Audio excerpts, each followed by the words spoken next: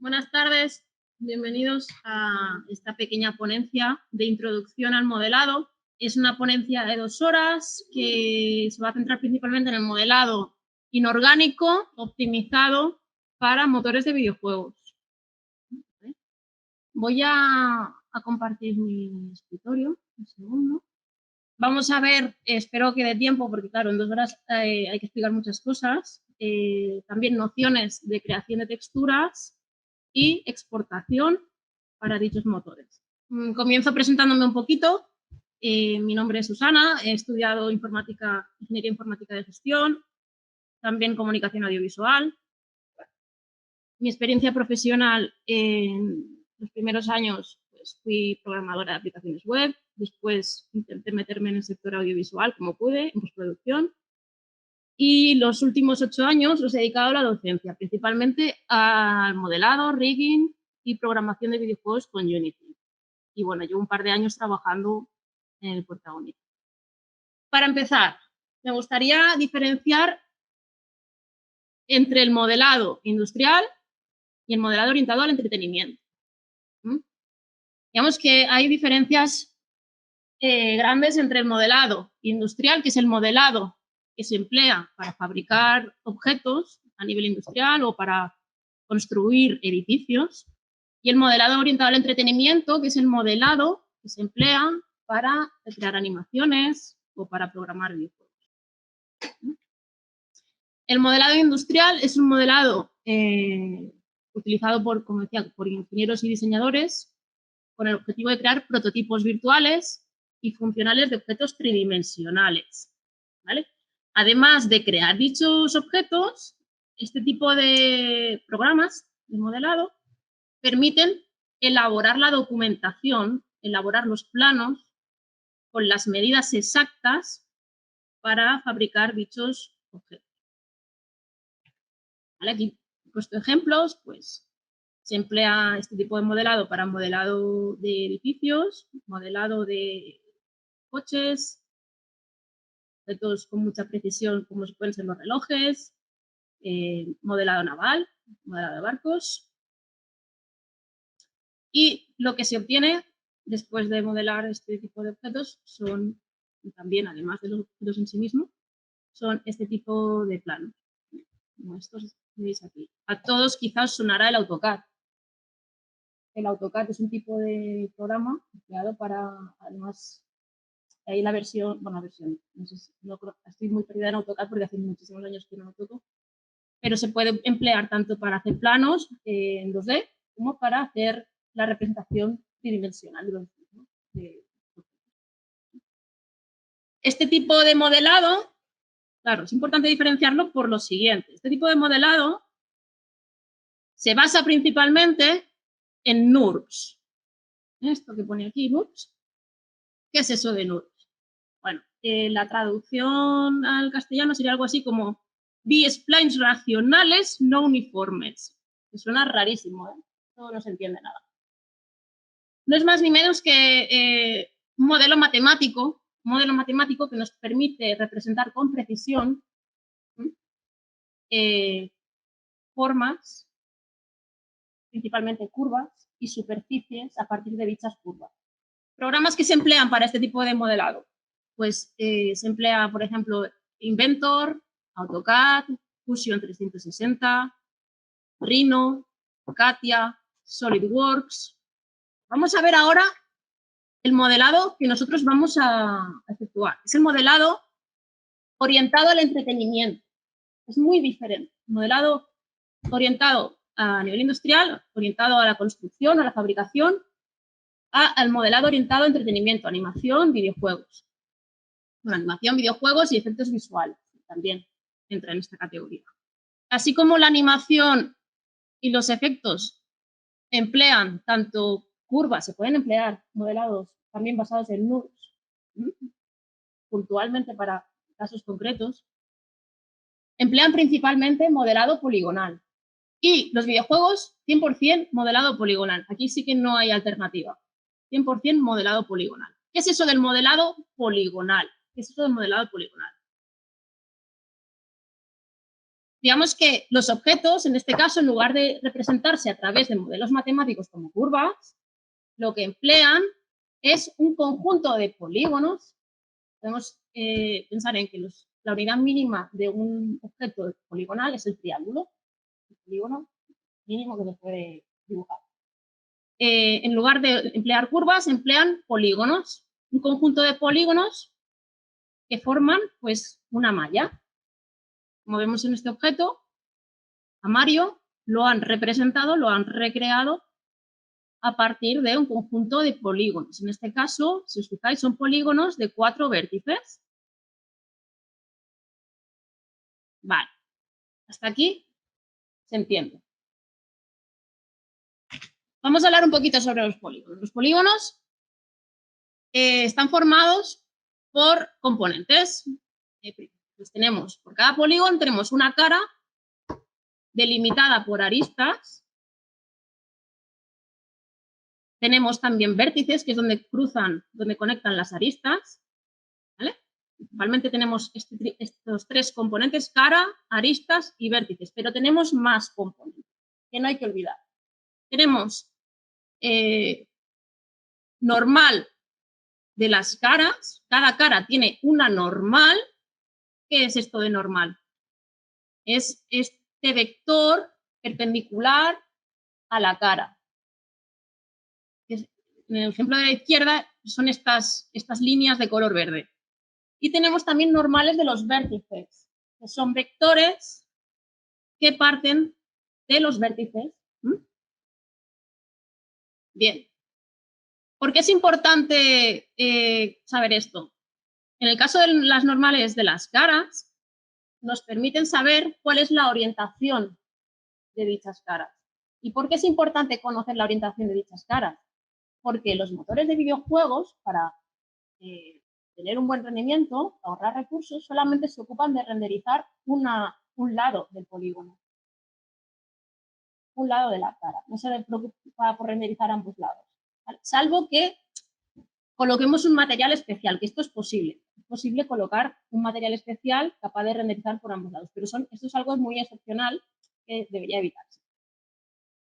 Y luego las normales de los vértices, veremos la aplicación dentro de un rato. ¿Esto para qué sirve? Sirve para que la figura, aun teniendo el mismo número de polígonos, se renderice con un aspecto u otro, en el sentido de que la luz se vea de manera continua, sin saltos entre cada cara, o se vea con saltos, como se ve en esta figura. Se ve claramente el paso de esta cara de aquí a esta. Hay una diferencia en cuanto al gris, bastante notable. No es continua, no es un degradado. Ese degradado que nos permite pues, simular que este objeto tiene más definición, se consigue a través del ángulo de las normales de los vértices. ¿Ok? Bien. Programas que se emplean. He puesto, a ver, hay muchísimos programas, pero he puesto los que más se emplean a día de hoy en el modelado poligonal. Son el 3D Max, Maya y Blender. También he puesto ZBrush porque también nos permite realizar modelado poligonal, pero se utiliza como complemento para modelar objetos orgánicos. Modelar objetos orgánicos. Y ahora veremos qué quiere decir esto de orgánico e inorgánico. Quizás os preguntéis, ¿qué diferencia hay entre el 3D Max, Maya, Blender? ¿Por qué utilizamos uno? ¿Por qué utilizamos el otro? Bueno, aquí pues podemos valorar varias cosas. De entrada, Blender es una buena opción a día de hoy, hace unos años quizá no tanto, y es una buena opción por varios motivos, porque es open source, es gratuito, ¿vale? No hay que pagar absolutamente nada, además tiene una versión portable maravillosa, te la pones en tu pendrive, te vas a cualquier lado y utilizas el programa, sin problemas. Y como decía, en los últimos años se han puesto muchísimo las pilas, es una herramienta muy potente y además te permite, además de modelar, te permite hacer otras cosas maravillosas como animación 2D, una cosa increíble. Un programa de 3D también te permite hacer animación 2D. Bien, luego de la familia de Autodesk, como si os habéis fijado antes, Autodesk pues le encanta tener programas del mismo tipo, casi repetidos. Bueno, supongo que hay diferencias, no los conozco en profundidad. Hay diferencias, quizá uno está más orientado al modelado de edificios y el otro está más orientado al modelado de vehículos. No lo sé realmente. Pero sí, a Autodesk le gusta conservar, porque lo que hizo fue comprar, no recuerdo si compró Maya o 3D Max, ha ido, digamos, absorbiendo otras empresas o ha ido comprando productos de otras empresas. Ha conservado tanto 3D Max como Maya, pese a ser programas similares. Si tenemos que buscar la diferencia entre ambos, hay gente que dice que Maya está mejor pensado para el flujo de trabajo de animación, mientras que 3D Max facilita la vida en cuanto al modelado. Bueno, ambos programas nos permiten hacer exactamente lo mismo, solo que el flujo de trabajo es distinto, la manera de organizar las cosas y de aplicar las operaciones para conseguir alguna modificación en la malla es distinto. Simplemente eso. Aquí lo importante es que estéis cómodos trabajando y que independientemente de la opción que elijáis, pues veis que sea una herramienta productiva y que estéis a gusto. Yo cuando empecé a modelar de manera autodidacta, la primera vez utilicé 3D Max porque tampoco conocía ninguna alternativa y bueno, más o menos vi cómo era. A los años probé Maya y me pareció mucho más intuitivo Maya. Como estaba la interfaz mejor organizada. O esa fue la sensación que me dio a mí, como que era un producto más usable, tenía mejor cuidado de la usabilidad. A día de hoy no lo sé cómo está el tema, porque estoy hablando de hace 15 años. A día de hoy no sé cómo está 3D Max. Vale, voy a mirar de vez en cuando que no se haya perdido nadie. Estáis todavía conectados, ¿eh? Estáis vivos. Aquí hay gente en la sala, ¿eh? Hay unos cuantos alumnos de animación y está Eduardo. Hemos dicho que vamos a hablar en esta ponencia del modelado poligonal, que es el modelado que se emplea en el desarrollo de videojuegos. Modelado poligonal. Dentro del modelado poligonal también podemos diferenciar, podemos distinguir entre modelado inorgánico y modelado orgánico. Ambos modelados se forman a partir de polígonos. En eso no hay diferencia, ¿eh? Digamos que la base es la misma. La materia prima sigue siendo el polígono. ¿Cuál es la diferencia entonces? El modelado inorgánico, que también se conoce como modelado de superficie dura, en inglés hard surface modeling, hace referencia a todo aquello que no tiene forma orgánica natural. ¿Vale? Es decir, elementos fabricados como por ejemplo un móvil, una silla, una rueda. ¿Vale? Elementos que no surgen de la naturaleza. Por eso tienen formas como más pulidas. ¿Mm? ¿Hay curvas? Sí, hay curvas, pero son curvas muy definidas. No son curvas arbitrarias que ha formado la naturaleza. ¿Vale? Ejemplos de modelado inorgánico, por ejemplo, un móvil, el modelado de un móvil, el modelado de un sillón, una silla, el modelado de una rueda, como os decía, el modelado de un avión. Fijaos que estos modelos os van a recordar al modelado industrial, al modelado que acabamos de ver hace un rato. Sí, tienen cosas en común. Sí, tienen cosas en común, solo que la organización, cómo se estructura la materia prima es distinto. Pero luego a partir de esto podemos sacar un render como el que hemos visto antes y prácticamente no notaríamos la diferencia. Yo puedo sacar un render de un modelado u otro, yo veo esto y a priori yo no sé si lo han modelado de una manera o de otra. Modelado orgánico. Entonces es un modelado, pues podemos entender que el modelado orgánico es el modelado menos homogéneo y más complejo. Generalmente el que proviene de la naturaleza, seres vivos, como humanos, animales, plantas. Por ejemplo, un perro, un ser humano, una planta, una mano, lo veis aquí. Es cómo está también, fijaos en cómo está la malla construida y la cantidad de polígonos que tiene. Generalmente este tipo de modelado es un modelado con una densidad de polígonos homogénea, quiere decir que están repartidos por todo el objeto. Generalmente es así. Yo tengo, vemos que la cara no, la cara necesitamos más definición y tenemos más polígonos en esta zona, pero generalmente el modelado orgánico reparte por todo el objeto. ¿Por qué? Esencialmente, ¿por qué? Porque tenemos, primero, que digamos, representar formas, volúmenes complejos, muchas irregularidades, y para poder hacer eso con modelo poligonal tienes que añadir polígonos, no hay otra manera de representar formas complejas si no tienes materia prima, si no tienes polígonos. Y segundo, porque este tipo de objetos se suelen después deformar. A lo mejor no, a lo mejor este hombre es una estatua y no se va a deformar. Pero generalmente cuando se modela este tipo de objetos es porque luego el objetivo es configurar el rigging para después animar a este personaje. Por lo tanto, se tiene que poder deformar. Y si no hay materia prima, si no hay polígonos, no hay deformaciones correctas.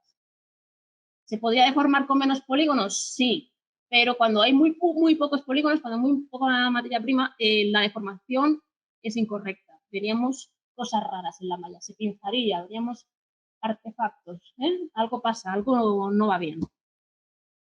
Mientras que el modelado inorgánico, estos tres ejemplos no son representativos, la silla, la rueda y el coche, no tiene por qué tener tanta definición, tantos polígonos, si no se van a deformar ciertas partes de estos objetos. Por ejemplo, en el caso del móvil, es un ejemplo claro. Aquí no me han puesto un bucle de aristas, no me han puesto un loop, ni aquí ni aquí. ¿Por qué? Porque sencillamente no es necesario. ¿Para qué voy a crear polígonos que no necesito y hacer que este archivo sea pesado y cueste más de procesar por el motor? Si no necesito yo esta información para representar esta forma. Si es que para representar una forma como esta, que no se va a deformar, no necesito mucho más. Aquí sí que tengo cortes, que habría que ver este objeto en detalle. ¿Por qué tengo estos cortes? Quizá porque necesito estos cortes, me van a ayudar, por ejemplo, a modelar los botones del móvil. No lo vemos ahora en detalle, pero quizá esto está aquí porque de aquí vienen unas aristas. Claro, porque aquí viene la segunda parte. Os voy a adelantar una cosita que viene después. Es importante en todo modelado, aunque sea modelado en objetos inorgánicos, que la malla esté formada por quads o por triángulos. Triángulos cuando no hay otro remedio. Es decir, el triángulo es algo que tengo que aceptar a regañadientes, porque cuando no puedo hacer otra cosa y tengo que meter un triángulo sí o sí, bueno, lo meto. Pero principalmente tendría que modelar, siempre que pueda, con quads. Es decir, polígonos de 4 vértices.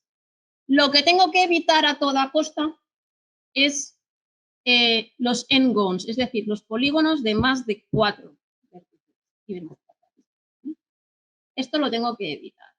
Y bueno, los motivos son varios. Los motivos son que si yo no lo hago, aquí no tenemos el ejemplo al final. Si yo no lo hago, internamente el ordenador decide por su cuenta, no lo decido yo, lo decide él por su cuenta, cómo dividir esta forma en triángulos. Porque aquí viene otro spoiler, un plano se forma con un mínimo de 3 vértices, ¿vale?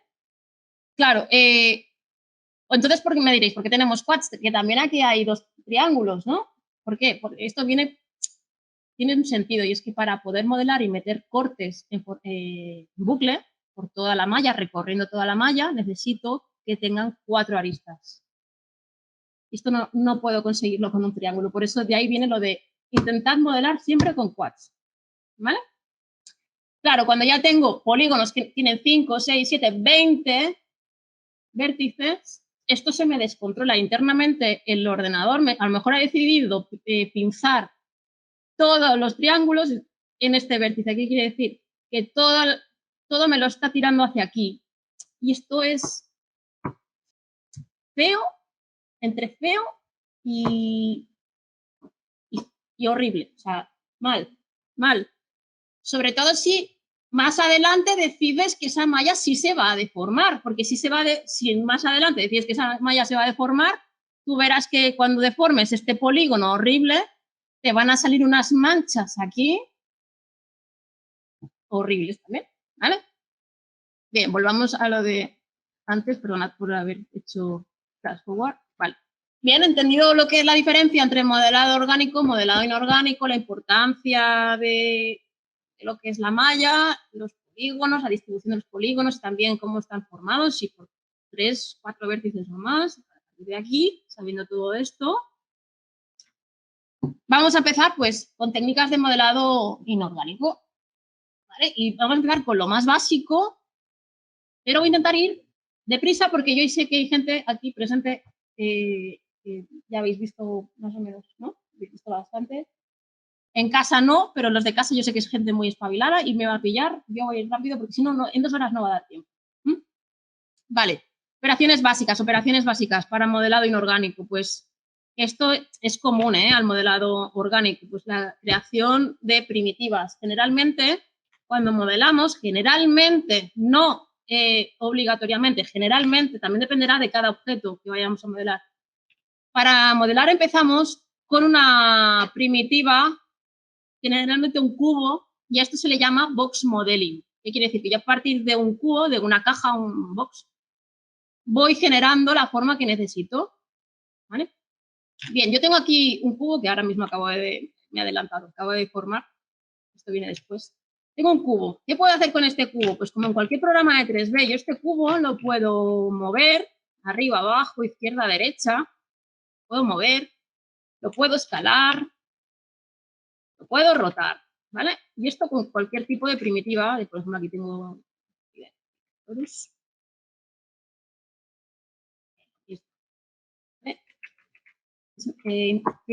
recomendable que investiguéis aquí porque hay formas que no tenéis que inventar, no tenéis que reinventar la rueda. Por ejemplo, tengo que fabricar un tornillo, pues tengo esta hélice, puedo modificar la altura y el número de bucles, y tengo un tornillo. Luego veremos cómo podemos recrear un tornillo que aparentemente tenga esta forma con un simple cilindro, ¿vale? Y lo veremos luego cocinando las normales. Bien. Hemos dicho pues lo básico, moverme, escalar, rotar. Además de esto, luego si queréis os paso la diapositiva, podemos hacer operaciones, primero me estoy colando. Podemos modificar componentes. ¿Cuáles son los componentes que antes mencionábamos? Son la cara, las aristas y los vértices. Pues yo selecciono la cara, la puedo desplazar, la puedo rotar, la puedo escalar. Lo mismo pues con las aristas, yo las puedo desplazar, las puedo rotar y las puedo escalar. Y lo mismo con los vértices. Puedo escalar, puedo mover, puedo rotar. ¿Vale? Bien. Está mal. Puedo modificar esos componentes que tengo en cualquier malla. Vale. ¿Qué más puedo hacer? Puedo hacer a partir de aquí cosas un poquito más avanzadas, como son extrusiones, cortes. Puedo añadir caras adicionales que previamente no tenía. Puedo crear puentes, es decir, puedo conectar 2 mallas o partes de una misma malla. Y bueno, luego puedo suavizar bordes, esto también lo veremos. Puedo subdividir la malla para que sea, entre comillas, más orgánica, no es exactamente la palabra, más suave, con más definición, a costa de añadir más polígonos. Y puedo aplicar deformaciones. Ahora vamos a ir por paso, por partes. Extrusiones. Extruir quiere decir crear volumen allá donde no lo había. Pues yo, por ejemplo, si hubiese empezado con un... ¿Cómo funciona esto? Un segundo. Vale, esto pasa cuando modificas un objeto después de modificar componentes. Voy a empezar de nuevo. Tengo este cubo. Este cubo, ¿vale?, tiene estas divisiones de fábrica. Originalmente, pues venía así. Vale. Y yo quiero que este cubo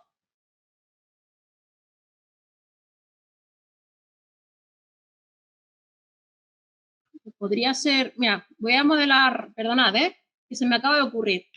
Voy a modelar una silla. Así, una silla sencilla. Una silla. Yo tengo aquí el asiento. Yo necesito unas patas para que se aguante la silla, ¿verdad? Por cierto, voy a quitar esto que me molesta. Pues yo, un segundo, que esto, a ver si está activado esto. Yo a esta silla le voy a sacar unas patas. ¿Cómo lo hago? Con la operación extrude que tengo aquí. O bien, ya que tengo un componente seleccionado como son las caras, Shift, es un truco que no sé si conocéis los que estáis aquí. Shift, vale, del teclado, ¿sabéis con la tecla Shift?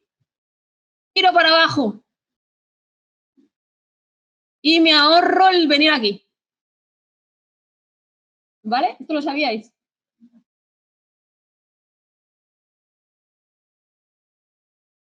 Control sería como el atajo de la herramienta. Ah, muy bien, ¿sabéis lo del punto G? Perfecto. Yo esto siempre lo explico como... Bueno, luego lo adelanto, luego lo hago, lo explico, que si no en casa se van a perder. Vale, tenemos las patas de la silla, ¿verdad? Necesitamos un respaldo. Pues voy a coger estas caras de aquí y esta vez, en lugar de Shift y para arriba, voy a aplicar el extrude desde aquí. Y en el fondo es lo mismo, Saco o bien arrastro desde aquí. ¿Y qué puedo hacer? Antes hemos dicho que podemos modificar componentes. Podría modificar la escala de la cara y mover la cara. Y fijaos lo que ocurre. Y voy a hacer esto un poquito más estrecho. Bien. Hemos aprendido a extruir. Esta malla no está para nada optimizada ahora mismo. Tiene divisiones innecesarias, ¿lo veis? Esta de aquí, no, ¿qué me aporta esto? Nada. Me está generando basurilla, información redundante. ¿Para qué necesito esto si no necesito, por ejemplo, crear esta forma? Luego, cuando acabe, si siguiera con la silla, pues si sigo con la silla, que todavía no lo he decidido, el último paso sería, pues vamos a limpiar, vamos a hacer limpieza, vamos a quitar lo que no necesito.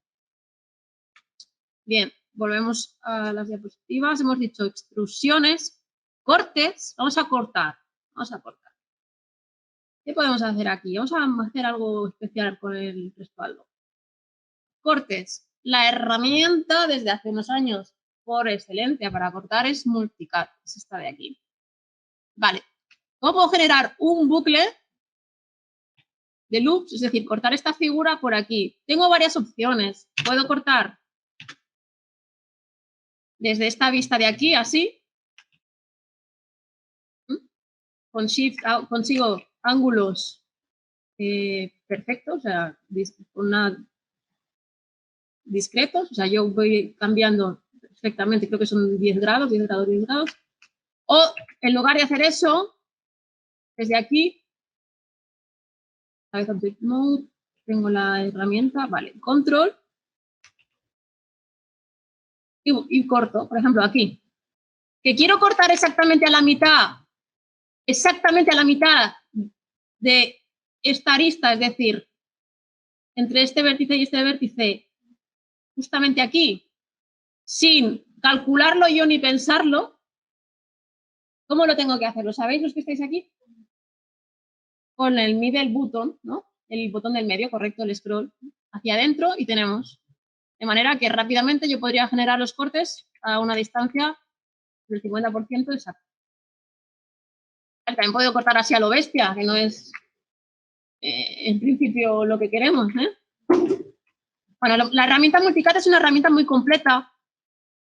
Si queréis dominarla en profundidad, os recomiendo que entréis en las opciones de la herramienta, aquí, clicando 2 veces en el icono y desplegando Keyboard Mouse Shortcuts. Vale, hemos aprendido a extruir, hemos aprendido a cortar. Vamos a añadir caras adicionales. Vale.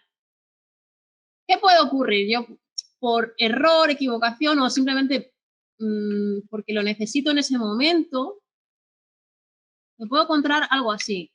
Imaginaos que he borrado sin querer estas 2 caras de la silla. Por cierto, una cosa que voy a ir repitiendo como muy cansina a lo largo de la ponencia, y es que es recomendable ir borrando el histórico, pero no sabéis hasta qué punto. ¿Qué es esto del histórico o el historial? Llamadlo como que. Son estas operaciones que tengo aquí debajo de input en el channel box. ¿Qué es todo esto? Es cada cosa que yo hago sobre la malla se va acumulando aquí. Se va acumulando aquí y si yo guardo el archivo y mañana vuelvo a abrir el programa y lo vuelvo a abrir, ¿qué ocurre? ¿Qué ocurre? Internamente, dentro del archivo que almacena la información de la silla, no está esta forma que yo estoy viendo aquí. Internamente yo no tengo, este vértice está en esta posición, este vértice está en esta, este está en esta. No, no tengo eso almacenado en el archivo. Lo que tengo es el cubo original más esta información. Oye, Maya, cuando abras el cubo, eso es lo que le dice el archivo al Maya, cuando abras el cubo, aplica esta extrusión. Luego le haces esto a los polígonos, luego vuelves a extruir, luego haces un corte, etcétera. Y Maya cuando abre te hace todo eso. Clac, clac, clac, clac. Te va reconstruyendo la figura. Por eso muchas veces cuando cambiamos de versión de Maya, si no hemos borrado el historial, aparece aquí una cosa rarísima, ¿eh? Se desmonta la malla, porque a lo mejor hay una incompatibilidad en algún parámetro de estas operaciones. Ha desaparecido o vete tú a saber lo que ha ocurrido con ese parámetro. Está en una versión anterior. Vale, pues entonces, ¿qué quiere decir borrar el historial, delete history? Lo que quiere decir es que estamos consolidando la figura. Lo que estoy haciendo es, no. Le estoy diciendo a Maya, no. No me guardes la silla como si fuera un cubo y luego me apliques las operaciones adicionales. Guárdame la silla como la tengo aquí. Guárdame en el archivo todo esto como está. De manera que tú cuando abras la silla abrirás esta silla, no tendrás que recalcular nada. Además, cuando tenemos muchas operaciones aquí acumuladas y empezamos a hacer ya cosas muy complejas sobre la malla, como por ejemplo podría ser un reduce, no se me ocurre ahora nada tampoco así complejo, pero bueno, imaginaos si estamos haciendo algo que le cuesta calcular a Maya.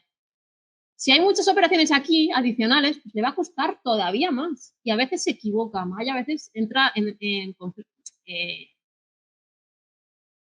entra como en crisis y se queda bloqueado o te hace mal la operación, te construye algo rarísimo, ¿no?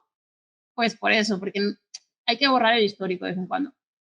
Y otra cosa, también las transformaciones, una vez hemos acabado de modelar, bueno, esto lo diré más tarde también, esto de aquí deberíamos dejarlo a 0 y a 1, la escala a 1, ¿vale? Bueno, aquí. Seguimos. Estábamos diciendo que nos puede ocurrir que sin querer borremos caras y tengamos que reconstruir esto de aquí. Bueno, no hay una única técnica para hacer esto, pero yo recomiendo que utilicéis el Append to Polygon. ¿La conocíais esta herramienta? Append to Polygon. Vale. ¿Cómo funciona? Me tengo que acercar bastante, porque si me equivoco la lío. ¿Cómo funciona? Yo introduzco la herramienta y ahora me pide, fijaos que me ha salido un texto, que seleccione una arista. Voy a seleccionar esta. Y ahora selecciona la opuesta. Le doy a intro y no me lo hace bien. A ver qué ha pasado. Voy a volver a introducir aquí, intro. Ahora sí. ¿Lo veis? Y podría volver a repetir la última operación con la tecla G. Esto lo sabíais, que los de aquí, los de la clase lo saben. Con la tecla G, la última operación que he utilizado, o la última herramienta que he utilizado, la vuelvo a introducir. Entonces, G, y clico aquí y todo listo. Cuando solamente os quedan caras sueltas como esta, ¿qué haríais vosotros si os queda solamente esto? Para rellenar esto. ¿Cómo lo haríais para rellenar esto? Si os quedan caras sueltas, así. Claro, si me quedan caras sueltas es tontería usar el Append to Polygon Tool, porque hay otra herramienta que se llama Fill Hole. Mesh, Fill Hole. ¿Vale? Vale, entonces, podemos crear caras, añadir caras que necesitemos por varios motivos. Puede ser que nos hayamos equivocado, hayamos eliminado sin querer o porque tengamos que recrear sin más algo que anteriormente no existía. Que también, ojo, también podríamos extruir un vértice en un plano, por ejemplo, y sacar de ahí una cara. No hay única manera de hacer las cosas, en realidad. Esto también tenéis que saberlo. No hay una única manera de llegar al mismo objetivo. Se pueden hacer las cosas por distintos caminos. ¿Cuál es el mejor? Bueno, pues, quizá el que domines más. El que domines más y que te permita trabajar más rápidamente. Vale. Entonces tenemos caras adicionales, extrusiones, cortes. Pues ahora vamos a puentes. Puentes. Vale, imaginaos. ¿Cómo vamos a hacer esto? A ver. Voy a crear como una silla de autobús. Y son sillas que están unidas con un hierro. Me lo estoy inventando, ¿eh? Yo voy a coger esto, lo voy a duplicar aquí. Y quiero que estas sillas estén unidas por estas dos caras de aquí. ¿Veis? Esta cara y esta cara. Quiero construir un puente, crear malla entre este objeto y este objeto. Bien. Para hacer eso, estas dos mallas deberían ser un mismo objeto. Ojo que un objeto puede estar creado a partir de más de una malla. ¿Cómo consigo que esto sea el mismo objeto? ¿Cómo lo consigo? ¿Sabéis? No, el bridge, si yo aplico bridge, o sea, ahora me dará error. El bridge, que lo tengo aquí. Si clico, sabéis que si clicáis dos veces en los iconos aparecen las opciones. Si lo aplico ahora mismo, a ver, voy a aplicarlo. Claro, le tengo que decir la otra cara, ¿no? Ay, sorry. No. Error. ¿Qué dice? Bridge doesn't work with multiple objects selected. Es decir, que no funciona con múltiples objetos. Combina los objetos primero. Vale, pues vamos a combinar los objetos. Selecciono ambos objetos, me voy a Mesh, Combine. Y ahora selecciono cara, tengo ambas seleccionadas. Y ahora sí me puedo permitir crear un puente. Que el puente puede ser con forma de puente clásico, es decir, con curva, o puede ser un puente completamente recto. Esto lo decido aquí, en estas opciones. Voy a crear un puente lineal con, por ejemplo, para que lo veáis, con 3 divisiones. Si le digo que tenga 3 divisiones, me va a generar un puente dividido, ¿vale? Venga, vamos a aplicar.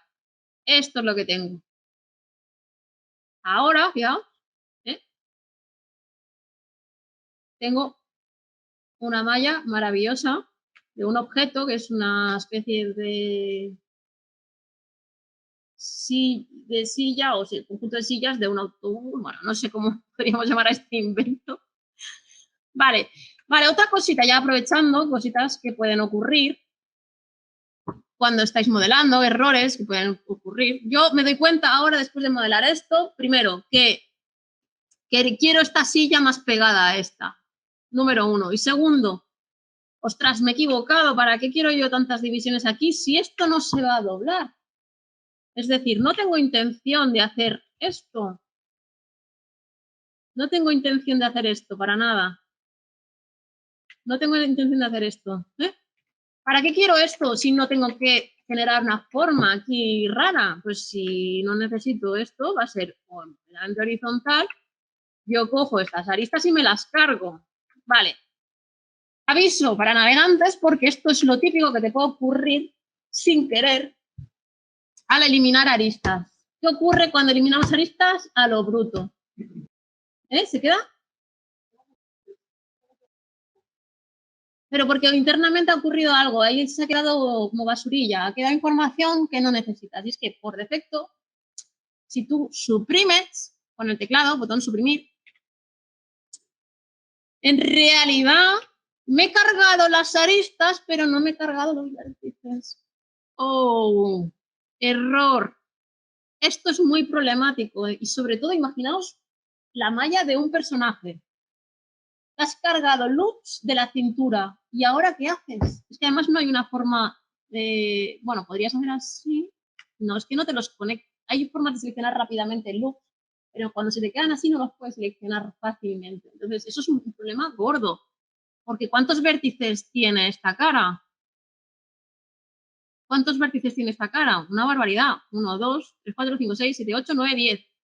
Y hemos dicho que hay que modelar ¿con qué?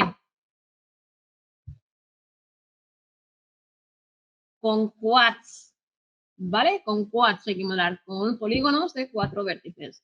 Y triángulos si no hay otra opción, ¿vale? Entonces, ¿cómo evito esto? Porque es un problema luego, es un dolor de cabeza. Vuelvo atrás. Y esto es porque se les ocurrió hacerlo así a los de Maya. Yo creo que yo lo hubiese hecho al revés si hubiese programado Maya. Yo hubiese hecho que por defecto, si yo suprimo, con la tecla suprimir se me borre todo. Y en todo caso, si quiero conservar los vértices, oye, usuario, haz otra cosa, no solamente suprima. Pero lo han decidido así y así es como lo han ido perpetuando a lo largo de las versiones y han tirado para adelante. Entonces, para eliminar realmente todo como debe ser, deberías utilizar control, suprimir. Y esto es lo mismo que edit mesh, ¿dónde estás? Delete edge vertex. Delete edge vertex. Ambas cosas. Control, suprimir. Control, suprimir.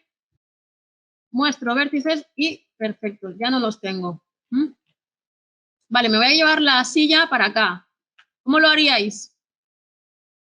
¿Cómo ahora, si esto es la misma malla, meto esta silla para aquí? Para que se junte con la otra. Los de casa a lo mejor están perdidísimos, ¿eh? Voy a ver si están vivos. ¿Hola? ¿Estáis por ahí? ¿Dónde está? ¿Se habrá congelado esto? Vale, vale, vale. Y sigue grabando, ¿eh? No hay problema, vale. ¿Cómo lo haríais para juntar esto así? Exacto, para eso hemos aprendido a manipular vértices, para estas ocasiones. Yo me llevo los vértices. Bueno, con cuidado, no, porque hay que tener esto desactivado, el Camera Base Selection, para que me seleccione lo que tengo por delante y por detrás. Si activo Camera Base Selection, solo me selecciona lo que ve la cámara. Vale, cojo esto y me lo llevo para la izquierda. Bien, ya las tengo juntitas, las sillas del autobús. Que realmente, bueno, ahora hablando sinceramente, yo si tuviera que modelar las sillas de un autobús no haría esto, pero me ha servido para el ejemplo, porque por varios motivos, que con una silla me vale, hago las V y texturizo esa silla, y qué más me da que hay un hierro aquí, el hierro lo puedo añadir después, tampoco pasa nada, ¿no? En este caso, en concreto. Vale, bueno. Seguimos. Vale, hemos visto todo esto. Vamos a ver suavizado de los bordes.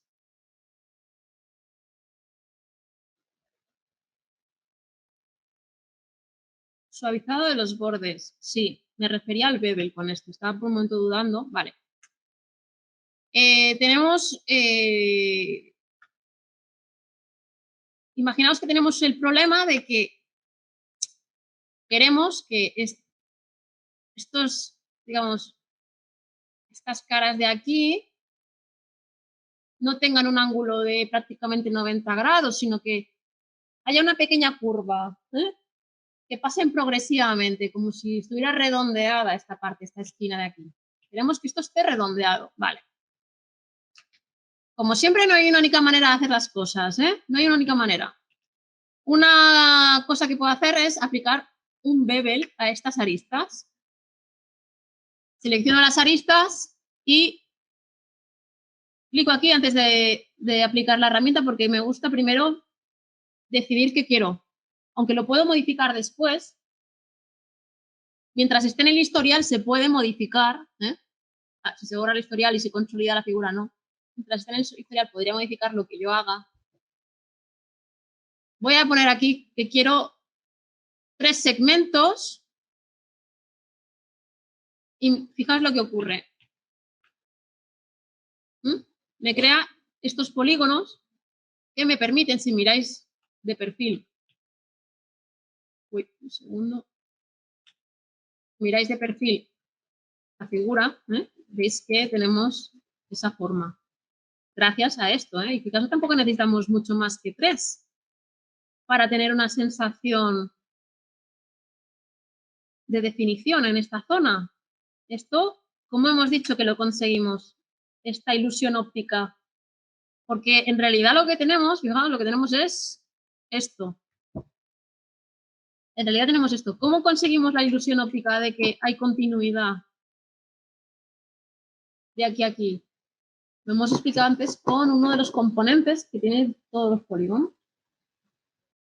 ¿Recordáis? Hemos dicho que los polígonos tienen aristas, caras, vértices, tienen normales a las caras, que indican la orientación, y normales a los vértices. Correcto. El ángulo de las normales a los vértices es lo que de alguna manera le está diciendo al programa que se renderiza la luz de una manera o de otra. ¿Vale? Bien. Con esto consigo bordes redondeados.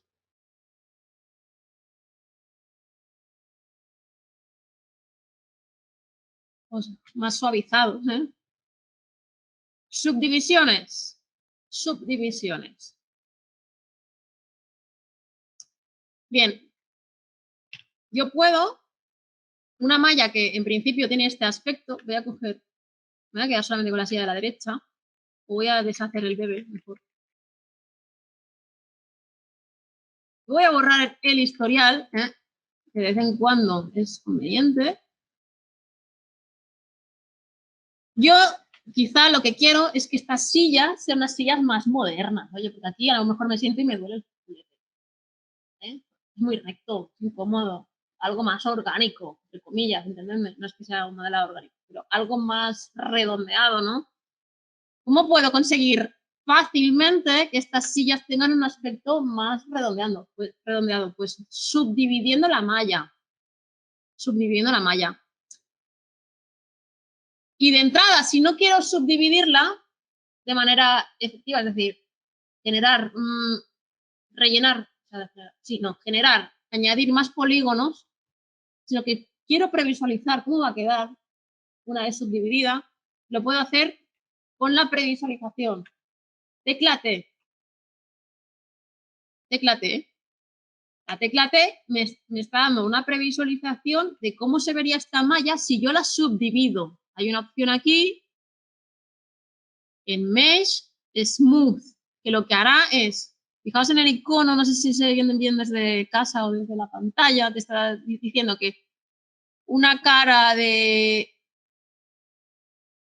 Sí, una malla de 4 polígonos quads pasa a una, digamos, a una malla que es 4 veces más. Por cada cara tenemos otros 4. 4 por 4, 16. Pasamos de 4 a 16.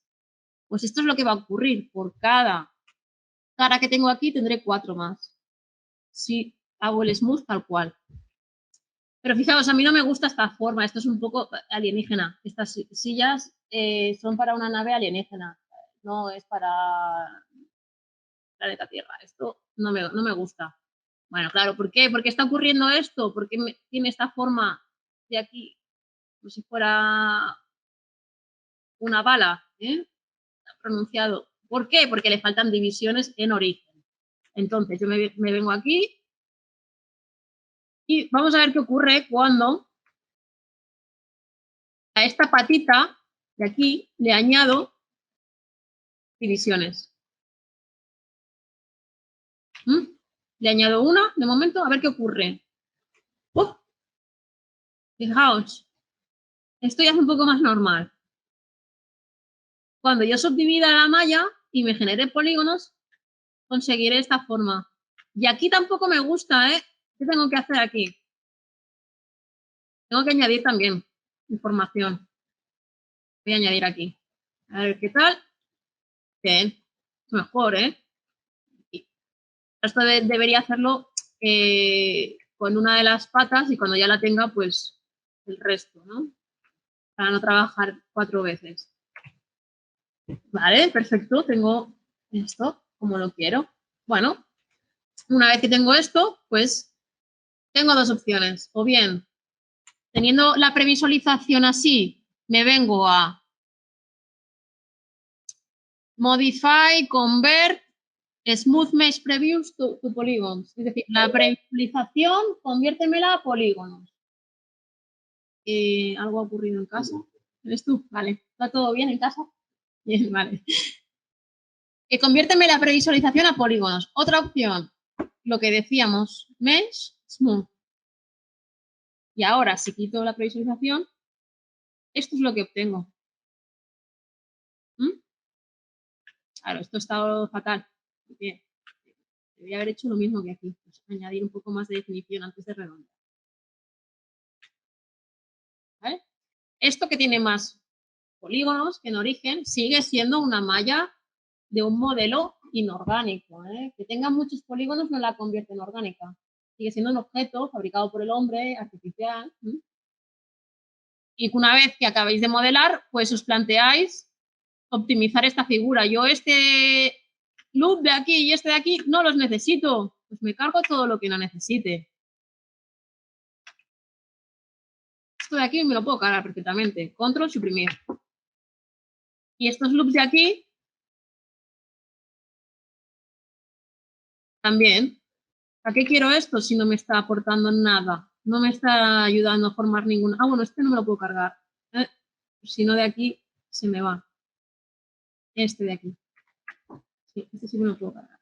Aunque la malla pues sea un poco más fea, entre comillas, porque claro, a nadie le gusta ver una malla con una densidad más repartida, con muchos polígonos en un sitio y pocos en otro.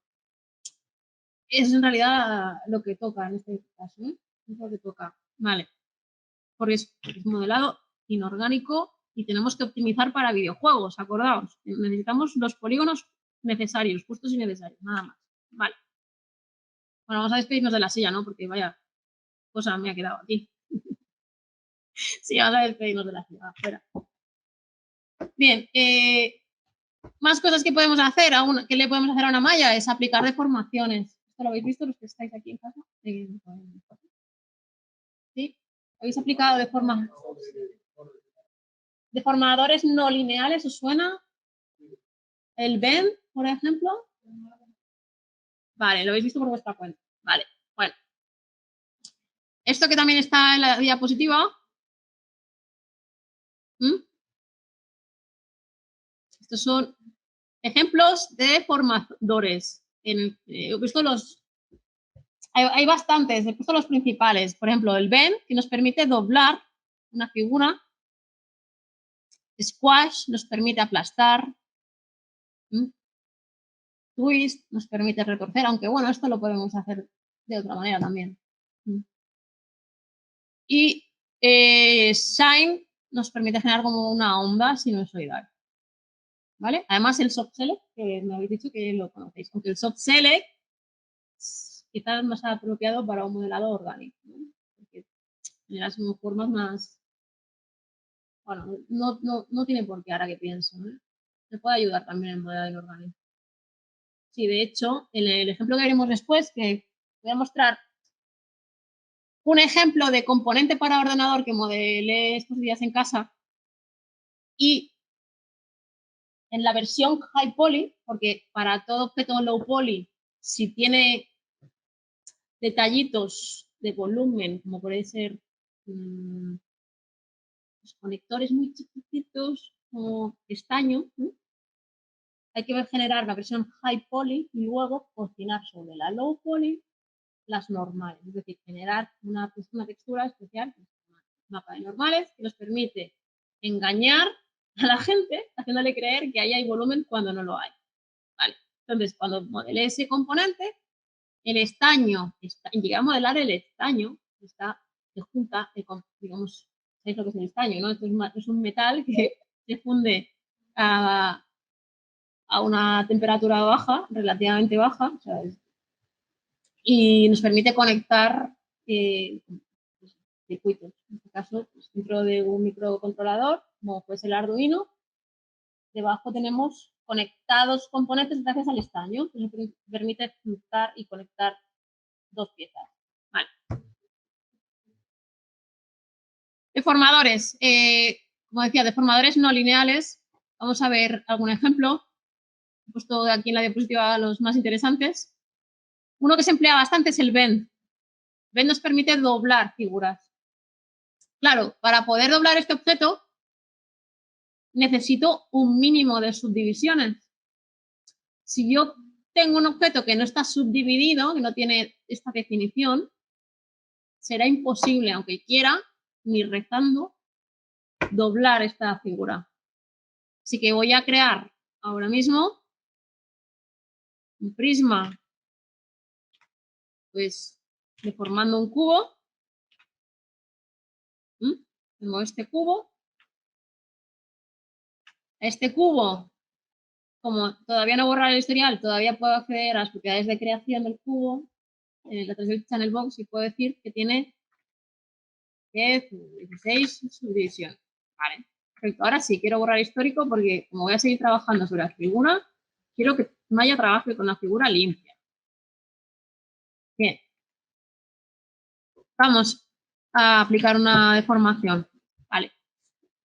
Deform, tenemos varias, bueno, esto es muy completo, es que realmente aquí Maya te da muchas herramientas para deformar. Vamos a ver una cosa que es muy sencilla, que son los deformadores no lineales. Y los encuentro aquí, non lineal. Non lineal, estos de aquí. Entonces voy a doblar esta figura. Voy a aplicar el bend. Y no ha ocurrido nada. ¿Por qué no ha ocurrido nada? Exacto. En realidad he aplicado el bend, pero con valores que no permiten que se doble. Está aplicado, sí. Y fijaos que si yo hago translúcida la figura, puedo ver la curva, que está recta, pero va a ser una curva, que me va a definir la deformación. ¿Vale? ¿Qué tengo que hacer para que esto se deforme? Pues darle curvatura. Darle curvatura. Ahora, esto que tengo aquí, puede que no me interese. ¿Cómo consigo? ¿Cómo consigo que un tramo sea recto y el otro esté curvo? Exacto, modificando el Laubon en este caso. Porque quiero que la parte de arriba sí se curve. Ahora, si no he borrado el historial y desplazo la figura, ¿qué va a ocurrir? Esto va a ocurrir. Hasta que no borre el historial, si desplazo este controlador, llamémoslo así, esto es lo que ocurre. Vale, bueno, pues voy a dejar la forma que quiero, una especie de tubería de desagüe. como lo que tenemos en la cocina, el extractor, ¿no? Lo que saca los humos. Vale, dejamos esto bien, vamos a borrar el historial. Bueno, para borrar el historial utilizar en Object Mode, Delete History. Vale. Bien, vamos a aplicar una deformación. Vamos a aplicar otra deformación, ya, pues a darle un poquito más, tenerse un poquito más de gracia. Bueno, voy a... vale. Voy a volver atrás. Voy a quedarme con la columna como la tenía antes de aplicar el deformador. Vale. Voy a aplicar en este caso el twist. Y fijaos que yo el twist o cualquier otro deformador, en lugar de retocarlo a través de los parámetros, lo puedo retocar gráficamente.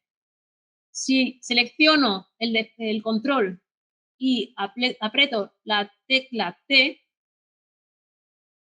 me aparecen estos círculos azules que me están indicando que yo esto lo puedo retocar gráficamente, para tener un control visual de lo que estoy haciendo, o más manual. ¿Vale? Bien, y otro deformador. ¿Puedo aplastar esta figura con el squash? Así. Y esto me permite definir dónde comienza a engordar la figura.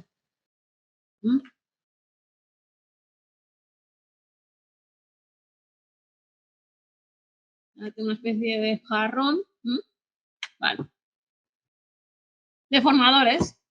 Bastante interesante para conseguir formas con muy poco esfuerzo. Vale. Último, hemos dicho que aquí Maya tiene muchas opciones para deformar. El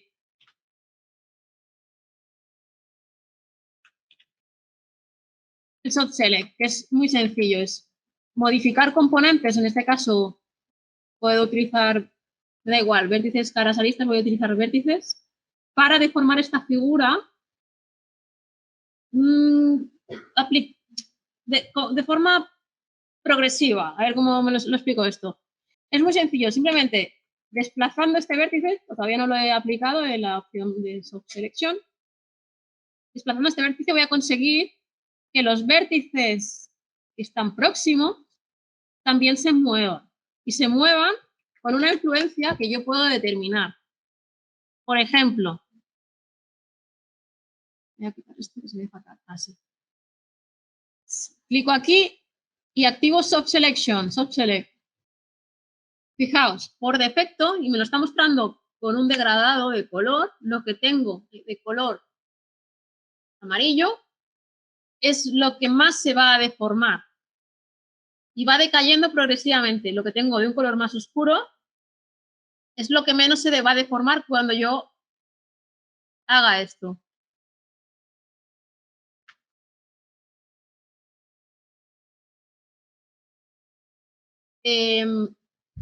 Además, bueno, pues yo podría ampliar la influencia de manera que se expanda digamos, la deformación a los vértices más lejanos, llegue hasta ellos. O también puedo modificar, fijaos, ese degradado que me establece el nivel de deformación. Puedo hacer algo bastante guay, como seleccionar esta opción de aquí, que me genera una especie de ondulación, ¿no? O esto de aquí, muy parecido. Ahora yo puedo determinar exactamente cómo decae la deformación. Si acelera, decelera o es lineal la deformación, ¿veis? Vale. Bien, ahora vamos a entrar en algo más interesante. Aquí hemos estado haciendo un speed class de lo que es modelar. Vamos a entrar ya en terreno un poco fangoso, que es cómo generamos agujeros, perdón, cómo generamos agujeros en mallas poligonales. Los que estáis aquí presentes, ¿Habéis visto cómo generar agujeros? Booleanas. Vale, correcto, vale, porque no solamente de booleanas se vive, quiero dejarlo claro, que parece que las booleanas es lo único que tenemos a mano y no es la única opción. En concreto no es la única opción cuando lo que tenemos que agujerear tiene una forma redondeada. Ahora, si queremos agujerear con forma de corazón, sí necesitamos una booleana o es recomendable usar una booleana, que no es estrictamente necesario. Hemos dicho que para llegar a un objetivo se puede llegar por distintos caminos. Si yo quisiera conseguir un agujero en forma de corazón, pues modelaría un corazón y luego haría una operación ¿de qué? ¿De qué tipo? Diferencia, correcto. Esto es teoría de conjuntos. No sé si lo habéis visto en mates de primaria. Vale. Una diferencia. Pero si no es estrictamente necesario, no es nuestro objetivo modelar una forma especial, agujerear con una forma especial, que lo más habitual es que lo que vayamos a hacer es forma redondeada, como esta. Hay otra opción, que es la herramienta circularice. Atentos a esta herramienta. Primero, rápidamente voy a mostrar qué es lo que ocurre cuando agujereamos con, pues eso, con una booleana, y luego voy a mostrar, y lo voy a hacer sobre un plano, me apetece más sobre un plano. ¿Qué ocurre cuando modelamos, cuando agujereamos con una booleana? ¿Y qué ocurre cuando agujereamos con la herramienta circularice? Voy a generar menos divisiones en este plano. ¿Vale? Tenemos este plano. Antes de seguir, me gusta, línea de histórico. Vale. Bien. Voy a crear un agujero en esta cara de aquí. ¿Vale? Voy a crear un agujero en esta cara de aquí. ¿A partir de qué? De un cilindro, ¿no? ¿Estamos de acuerdo? Yo cojo un cilindro, me lo traigo aquí. Está atravesando la malla, perfecto. Pues yo ahora selecciono lo que quiero agujerear, selecciono el molde y me voy a Booleans Difference. Pero antes de aplicar, tengo dos opciones. Edge, por eso he cogido un plano. Ajá, porque quería que vierais esto. Tengo dos opciones. Edge o normal. Si lo hago con Edge, pasa esto. Es como meter el dedo hacia adentro. Generado volumen por debajo. Vale. Si en lugar de Edge lo hago con esta opción, normal, perfecto. Me ahorra el tener que luego cargarme las caras manualmente. He conseguido el agujero que tenía en mente. Vale. ¿Qué ocurre aquí? Problemas. ¿Qué tenemos aquí?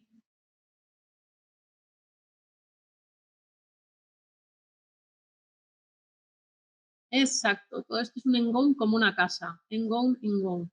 Horrible. ¿Cómo arreglo esto?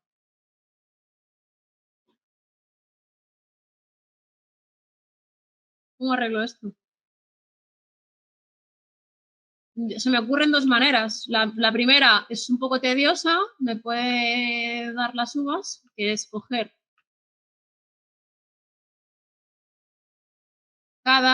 con el multicad y con mucho cuidado, porque esta herramienta, la carga el diablo, es muy útil, pero te puede generar vértices allá donde no los quieres y no lo haces bien.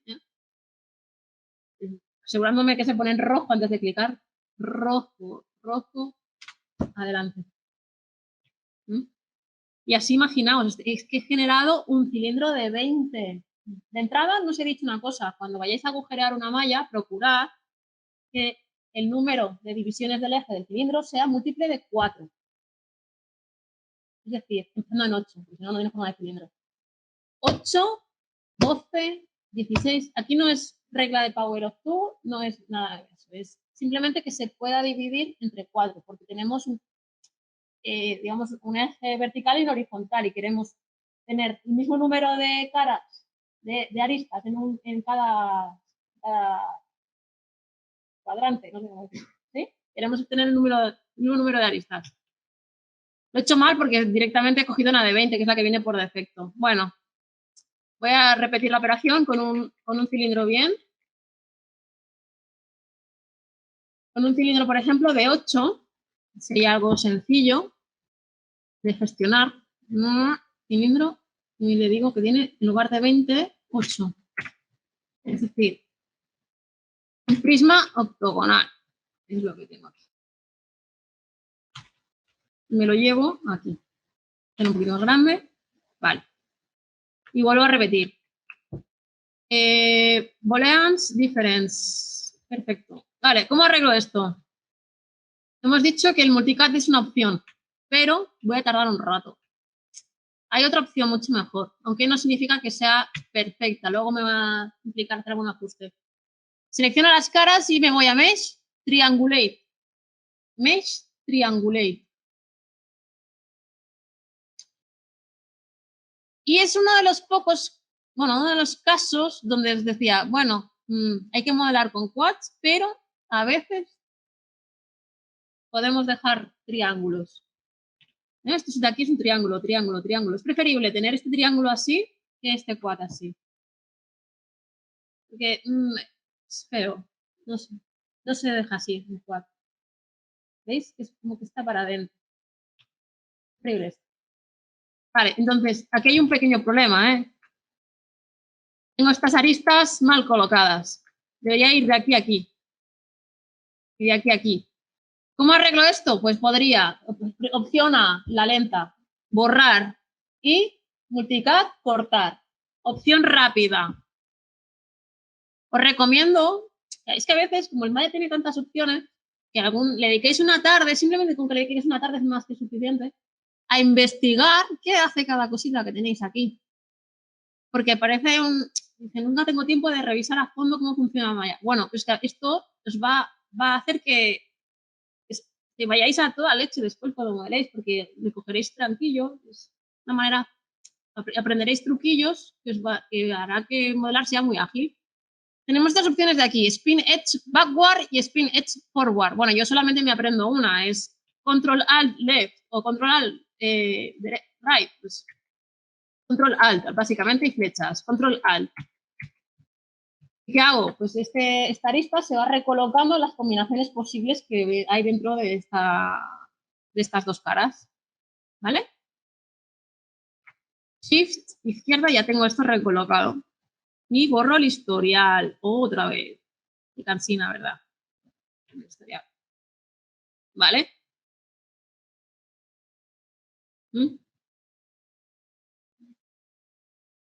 Vale, quizá no queríais modelar este agujero exactamente así.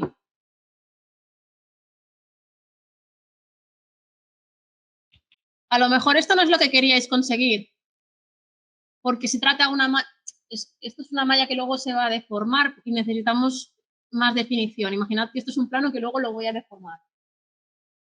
Quizá me interesa el agujero aquí. Es decir, un agujero en una malla con más definición, tengo que aprovechar esto que tengo aquí. Pues debería generar la booleana aquí y luego reconstruir. ¿Vale? Lo mismo. Vale. Hemos dicho, una manera de agujerear es utilizar una booleana. Otra manera de agujerear, mucho más sencilla, es la opción circularice. Para poder utilizar esta opción, necesito primero extruir esta cara.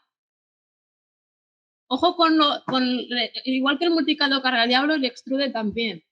Un extrude involuntario.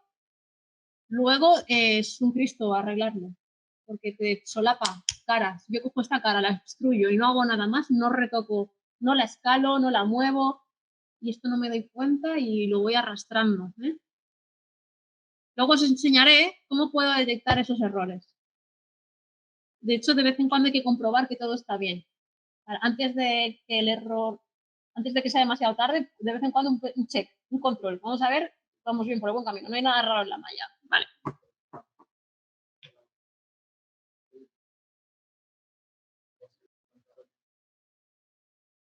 Sí. Ah, bueno, sí. Sería una manera, pero igualmente puede que por detrás haya quedado algo y no te hayas dado cuenta. Vale. Bueno, luego veremos cómo se consigue eso, ¿eh? Vale, voy a generar un agujero como este, pero de la otra manera. Voy a extruir. Inmediatamente después de un extrude hay que mover algo, porque si no se nos queda aquí no nos damos cuenta. Voy a aplicar un offset. Y a esta cara le voy a aplicar circularice, que lo tenéis aquí. Circularice. Clico y no ha pasado nada. ¿Por qué no ha pasado nada? Porque me faltan divisiones. No puede deformar algo que no tiene suficiente información. No pasa nada, puedo añadir divisiones.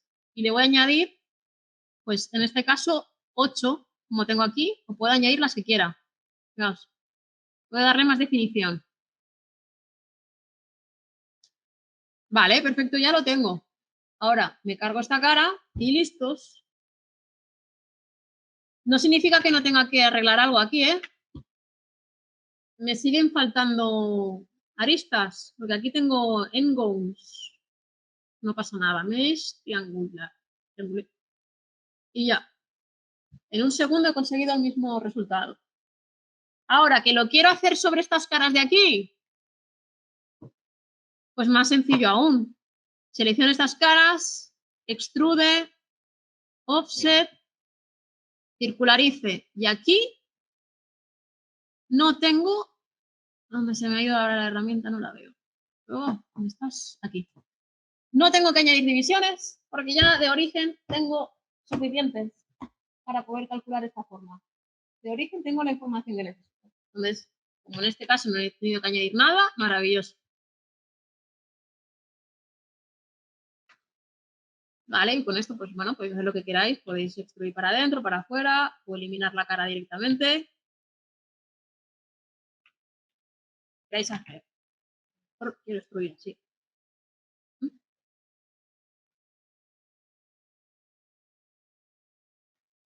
Bien, vamos, yo creo que bastante bien, porque me da tiempo a mostraros ejemplos de objetos y explicaros cómo se cocinan normales, ¿vale? Venga, rápido. Ha quedado esto claro, ¿eh? Truquillos para hacer agujeros. Bien, errores a evitar, cositas. 3 o más caras compartiendo arista. Una arista solo debe ser vecina de un máximo de 2 caras. Mínimo una, porque puede ser que sea un plano, ¿no? Y no tiene más vecinos esa arista. Pero máximo 2. No puede ser que de una arista saquemos 3 caras. Prohibido. Caras compartiendo vértices, pero no aristas. Voy a ampliar esto. Esto de aquí. Esto tampoco lo queremos. Es incorrecto. Es incorrecto porque todo esto que digo que son errores nos van a impedir luego desplegar bien la geometría. Non-manifold quiere decir esto. No se puede desplegar correctamente. Vale. Caras con distinta orientación. Esto pasa también bastante. Es que no nos damos cuenta y tenemos unas caras mirando a un lado y otras a otro. No es correcto. Tenemos que todo mira hacia afuera o hacia adentro porque queremos que se renderice bien. Si esto lo renderizamos en el motor de videojuegos, esta cara no la voy a ver. ¿Cómo lo puedo detectar fácilmente en Maya? Por ejemplo, esta cara de... Bueno, primero de todo, ¿sabéis mostrar las normales de un objeto? No. Me voy a Display, Polygons, voy a mostrar las normales. Face Normals. Acordaos, las normales me están indicando, son normales muy chiquititas porque es un objeto muy grande, son estos vectores, estas líneas verdes. Las normales me están indicando cuál es la orientación de la cara. Si yo vengo por aquí y sale un palito para abajo, mal. Voy a girar expresamente esta cara en Mesh Display Reverse. Mesh Display Reverse. Fijaos, Maya me está avisando, inicialmente coloreándome de negro, por defecto, coloreándome de negro, el lado incorrecto, el lado que no debería estar de esta manera, ¿vale? El lado que no se va a renderizar. Pero yo también puedo hacer lo siguiente, si de verdad, imaginaos que tengo una figura muy compleja, con mucha densidad y lo quiero ver rápido, pues puedo hacerlo, lo puedo mostrar por aquí. Hay varias maneras, en realidad. Backface pulling. ¿Ha desaparecido esa cara? ¿Qué ha pasado? No ha desaparecido, está aquí, ¿eh? Está aquí, lo que pasa que es caos. El momento que lo metan en Unity o en Unreal, esta cara no se renderiza. ¿Vale? Voy a volver a dejarla como estaba. ¿Cómo se vuelve a dejar como estaba? Pues mismo que antes. Mesh Display Reverse. Vale, más cositas. Caras solapadas, que esto lo hemos dicho que es una consecuencia de los extrudes incontrolados. ¿Cómo podemos detectar una cara solapada? Porque vamos a ver como una especie de efecto moiré. Patrón así raro, feo, negro. ¿Y cómo puedo detectar yo que esto, si me está ocurriendo? Mira, vamos a ver. Esto que tengo aquí modelado, si yo lo suavizo, si suavizo la previsualización, tecla T, se ve así, ¿verdad? Nada raro de momento. Voy a quitar un segundo que me estorban las normales. Display, polygons, face normals. Bien, se suaviza, es decir, se subdivide según lo esperado, ¿no? Esto sería lo esperado. Vale, volvemos a cómo estamos. Tecla 1. Y yo dejo una cara solapada aquí, involuntariamente. Le voy a dar un extrude a lo loco, y no voy a mover. Se me olvida de que le he dado extrude y sigo haciendo mis cosas. Bien, antes de seguir trabajando o antes de exportar este objeto, voy a hacer un check. Suavizo. Ups. ¿Y esta cara? ¿Por qué? ¿Esto de aquí de dónde ha salido? Me está cantando, me está diciendo, aquí tienes información de más, que antes no estaba. También hay otra manera. Bueno, ahora estoy dudando un poco. En Mesh Cleanup.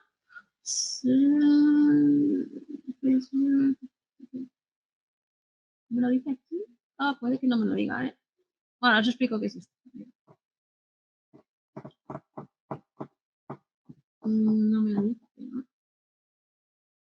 Bueno, con esta manera de detectarlo es más que suficiente. Vale, pues yo ya puedo ver aquí que esto me sobra. Tendría que arreglarlo, tendría que repararlo. De ahí viene lo de, bueno, quito esto y reconstruyo esa cara, con un fill hole en este caso, o con una pen polygon tool si es algo más complejo de lo que se me ha fastidiado. Vale. En este caso, con un fill hole más que suficiente, porque solamente es una cara suelta, no tiene... ¡Wow! ¡Ey! Vale, ¿sabéis lo que ocurre? Que como es un plano, me estoy intentando rellenar por aquí. No puedo en este caso un fill hole. Me retiro lo que he dicho. Bueno, sí, tienes razón. Tienes razón.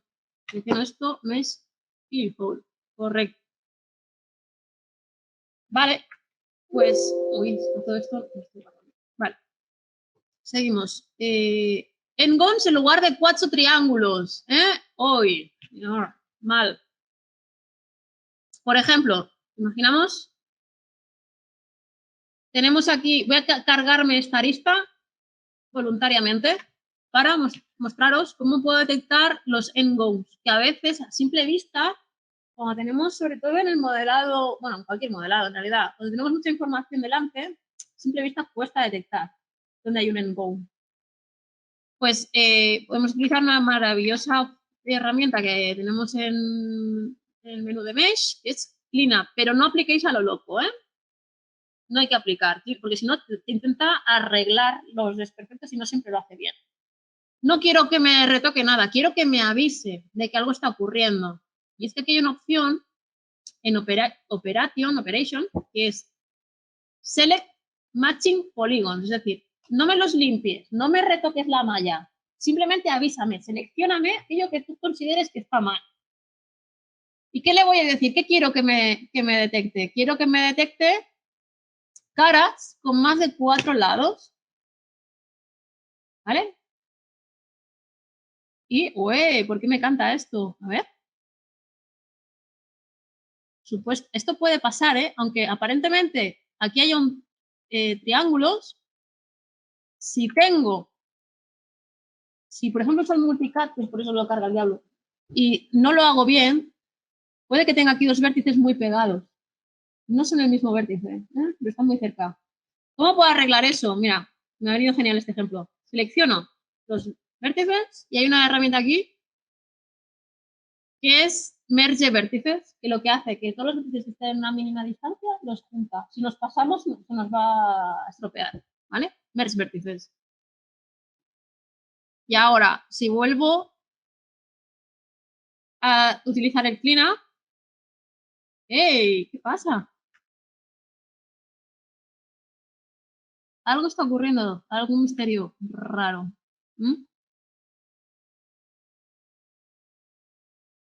No debería pasar esto, ¿eh?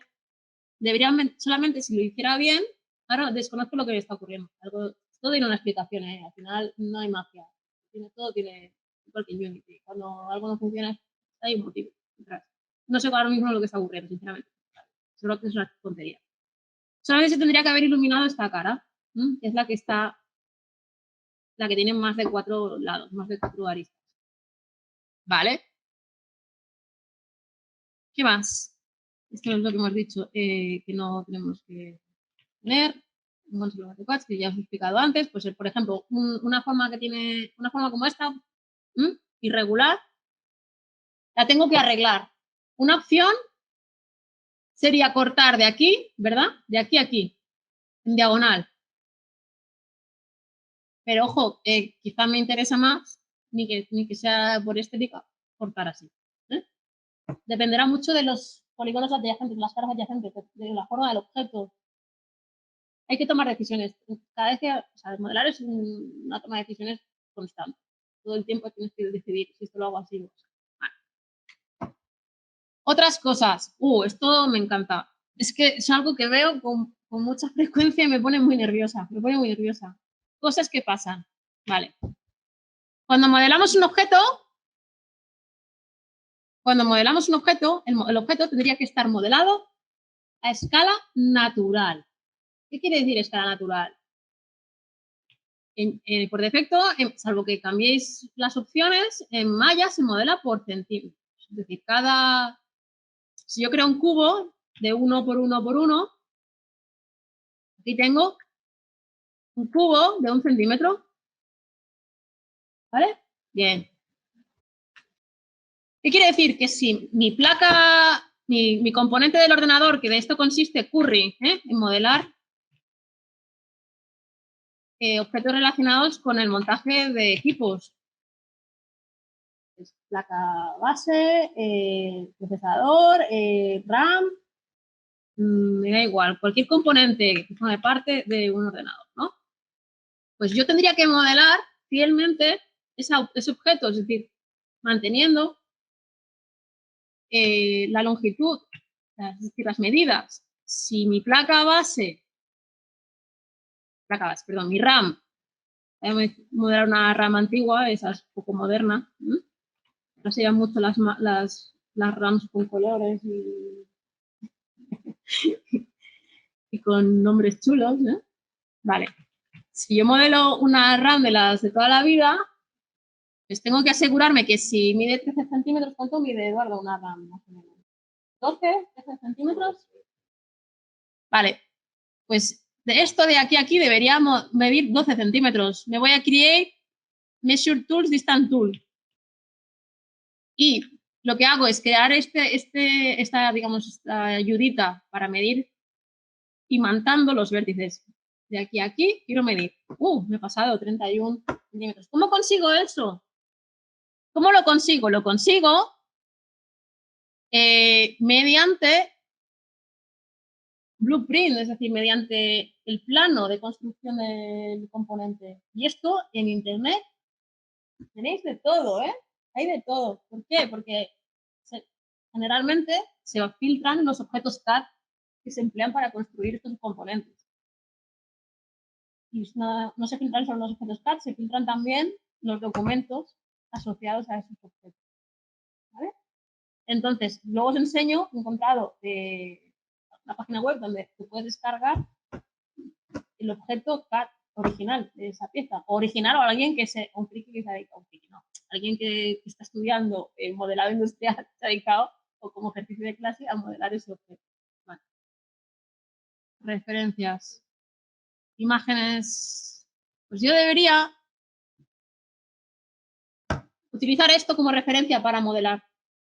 ¿Cómo utilizo esto como referencia para modelar?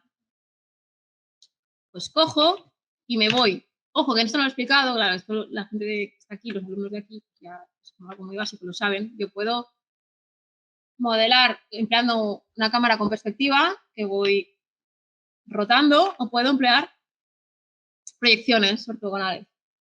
La vista cenital, frontal, de lado. Pues, ¿qué haría? Vendría aquí, cogería, seleccionaría esta cámara. Tendría aquí, esto lo voy a ocultar, un segundo. Tendría aquí y colocaría esa imagen de referencia para poder modelar. Entonces, ¿cómo consigo colocar una imagen de referencia? ¿Habéis utilizado imágenes de referencia? Vale, pues clico aquí y busco esa imagen. Ojo, siempre hay que trabajar con un set project, que esto no lo he explicado. Bueno, tampoco hace falta, es que no da tiempo a todo, absolutamente todo. Hay que trabajar sobre un sistema de carpetas ya establecido desde el inicio para que encuentre en las carpetas relativas al proyecto toda la información, en lugar de estar desperdigando toda la información por el ordenador. Vale. Me voy aquí y voy a cargar, no es exactamente esa imagen, voy a cargar otra imagen de un componente que me he inventado, componente curry. Es una especie de una mezcla entre RAM y Arduino raro. Me voy a Source Image. No, aquí no está. Está en... ¿Dónde estaba esto? Referencias. No, aquí no estaba. Segundo. A ver si lo puse al final. Bueno, ahora mismo no lo encuentro, pero luego os enseño la pieza que he modelado. Voy a coger estas que son de verdad. Up, down, esta. La vista desde arriba, cenital. Vale, yo tengo esta imagen de referencia aquí. Y, ojo, no significa que esté a la escala que necesito que esté. Es decir, no significa que, aunque pone aquí que hay, esto está en milímetros, 13,3 centímetros,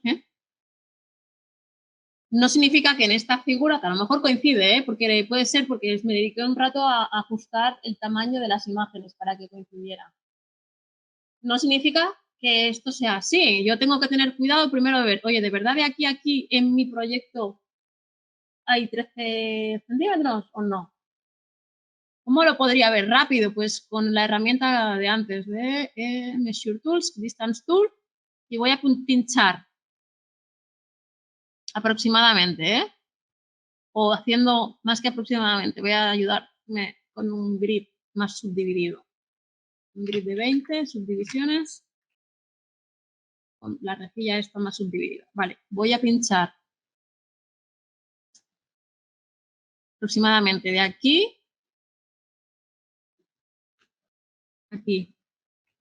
Me da 15. Por lo tanto, yo debería escalar esta imagen hasta conseguir que se corresponda este lado con la medida que necesito y modelar a partir de ahí. Bueno, ¿por qué es importante modelar con imágenes de referencia? Porque hemos dicho que hay que modelar a escala natural y pues esto nos ayuda a que el resultado sea lo más fiel a la realidad, lo que queremos conseguir. Ojo, hay una cosa que no he dicho cuando he hablado: modelado industrial, modelado orientado al entretenimiento. El modelado industrial es un modelado exacto, prácticamente exacto. No vamos a decir que es exacto porque hay muchísimos decimales detrás de las medidas, pero vamos a decir que es exacto. Sí, vamos a decir que es exacto. El modelado industrial es con curvas que son modelos matemáticos, y eso es fiel a la realidad, lo que vamos a obtener. El modelado orientado al entretenimiento no tiene por qué ser exacto, no nos tenemos que obsesionar con que sea exacto, tiene que ser creíble, aproximado. Vamos a intentar aproximarnos todo lo que podamos. Tampoco hace falta pasarse, pero sí que no hay que obsesionarse, porque tenemos que entender que esto no es un modelado que luego nos va a permitir construir esa pieza, sino que es un modelado que nos ayuda a representar esa pieza en una película, en un videojuego o donde sea. ¿Vale? Pues yo la dejo aquí, y a mí una cosa que me gusta mucho es bajar un poco el alfa para que no me moleste tanto a la hora de modelar, porque así, si está muy blanca esta imagen, a la hora de ver los vértices, pues las estadísticas y demás me molesta. Vale, escala natural, dando imágenes de referencia. Hemos dicho también lo del historial, que hay que evitar que tenga muchas operaciones. Una vez que hemos acabado la figura, además de borrar el historial que hay aquí, ¿vale? Súper importante, que esto también es que es una cosa muy habitual. Hasta los objetos que te descargas, por supuesto, porque todo el mundo cuelga objetos en la red, en internet. No significa que sean expertos modeladores.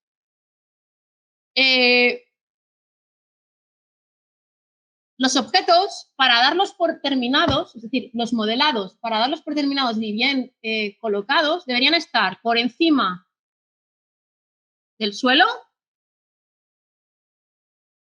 y generalmente, no voy a decir siempre, generalmente con el pivote abajo. ¿Por qué? Porque tú, cuando arrastras a un personaje o una silla a Unity, no quieres que aparezca atravesando el suelo. ¿Vale? Su posición inicial quieres que sea esa. ¿Vale? Entonces, ¿cómo conseguimos esto? ¿Sabéis modificar el pivote? Con la D, imantáis con la V. Perfecto, maravilloso. Sabéis un montón de cosas. No sé si os estoy enseñando algo hoy. Pues subís esto aquí, ¿vale? Con la D bajo el pivote, B para volver al estado anterior, y la X para imantar con el suelo. Y esto, lo con cuidado. La tengo muy subdividida ahora la rejilla y me está dando por saco. Grid Options 5. Fly X ahí. Vale, esto es lo que yo quiero. Ojo, que no he acabado, ¿eh? Esta figura, antes de exportarla, aparte del historial limpio, salvo que tenga un rigging, la única excepción es que le hayáis configurado un esqueleto, un rig, y hayáis hecho un skinning. Si os cargáis el histórico con el skinning, se borra el skinning. Es decir, se desvincula la malla de los huesos. El único caso en el que no hay que borrar el histórico y solo tiene que permanecer esa operación ahí. Ninguna más. Y antes de hacer el skinning, haber borrado el histórico, porque luego revertir eso, no sé si es imposible siquiera. Nunca lo he conseguido, ¿vale? A lo mejor sí hay una manera de esto. Entonces, el historial limpio, salvo que tenga skinning de un rig, el único caso. Y esto, ¿cómo tiene que estar? Es decir, tenemos que decirle que su posición original es esta. Por lo tanto, aquí no puede haber un valor, porque me está diciendo que su posición original es esta. Su posición original tiene que ser 0. Por lo tanto, modify freeze transformations. Y la escala también, por supuesto.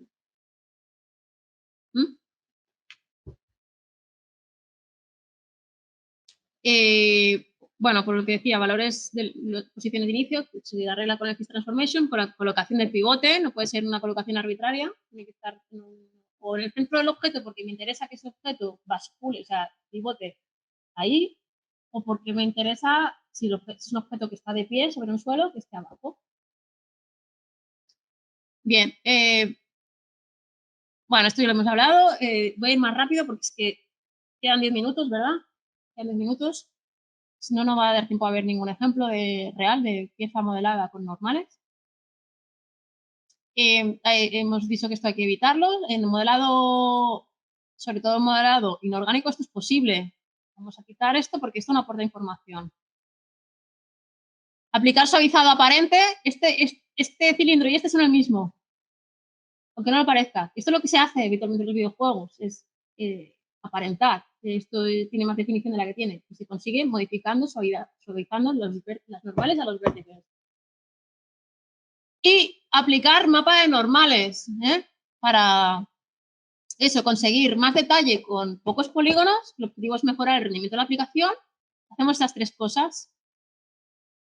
Damos divisiones que no necesitamos, suavizamos normales allá donde sea necesario y aplicamos mapa de normales. El mapa de normales es un tipo de textura, sí, con un color así curioso, que me permite aparentar que una superficie tiene relieve cuando no tiene relieve. Eso es lo que hay que hacer, conseguir este detalle, este nivel de detalle o algo aproximado con una textura. Vale, antes de seguir, bueno, os explico rápidamente esto y paso a los ejemplos, si queda muy poco tiempo, vale. Una vez tenemos modelada la figura, antes de poder texturizar, ¿qué hay que hacer? Hay que hacer un paso previo. Cuando hemos acabado de modelar, antes de texturizar, ¿eh? Bueno, a mí me da igual el material. Además, el material que apliques en Maya no tiene por qué ser exactamente el material que luego le pongas en Unity o en Unreal. Para poder pintar, texturizar, que es para la gente que no sepa lo que es texturizar. Texturizar es dar color. A veces, o sea, el mapa, lo que sería la textura de color, el mapa de color sería, pues, dar color. Aquí tenemos una zona más oscura que aquí, o de otro color. Esto es negro, esto es de otro color, carne de persona blanca, pues el color carne no existe. Entonces, dar sensación de volumen, pues a lo mejor con un occlusion map que te permite oscurecer los recovecos, o dar relieve, que es si esta persona tiene arrugas, le voy a tener que aplicar un mapa de normales para que aparente, que parezca que tiene estos surcos en la cara, sin tener que modelar, sin tener que añadir polígonos para generar ese volumen.